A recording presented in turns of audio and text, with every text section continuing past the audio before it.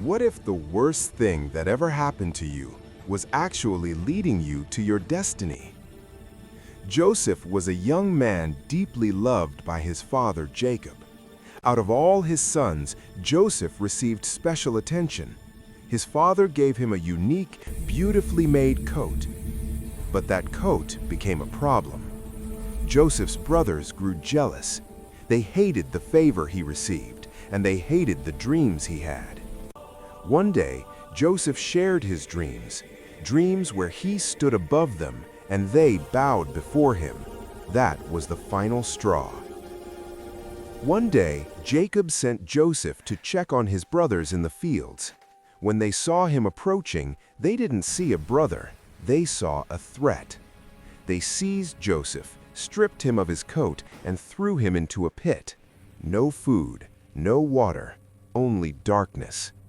Later, they sold him to passing traders and returned home, pretending Joseph was dead. Joseph had done nothing wrong, yet everything he knew was taken from him. Joseph was taken to Egypt and sold to a man named Potiphar. Even as a slave, God was with Joseph. Everything Joseph did prospered, and Potiphar placed him in charge of his entire household. But once again, trouble came. Potiphar's wife falsely accused Joseph, and he was thrown into prison. In prison, Joseph did not give up. He did not stop trusting God. God gave Joseph the ability to interpret dreams, and he helped two prisoners understand their dreams. But when they were released, they forgot him. Days became months, months became years. Joseph was still waiting. One day, Pharaoh, the king of Egypt, had troubling dreams. None of his advisors could explain them. Suddenly, Joseph was remembered. Joseph was brought out of prison and stood before Pharaoh. Through God's wisdom, he explained the dreams. 7 years of abundance were coming, followed by 7 years of severe famine. Pharaoh was amazed. That same day, Joseph went from prisoner to ruler, appointed second in command over all Egypt.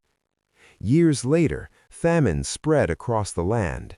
Joseph's brothers came to Egypt searching for food. They bowed before him, not realizing it was Joseph. The dream was fulfilled. Joseph had the power to punish them, but he chose forgiveness.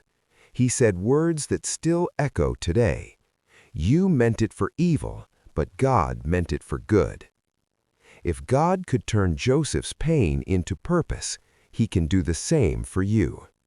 If this story blessed you, please like the video, comment Amen, and share it with someone who needs hope today.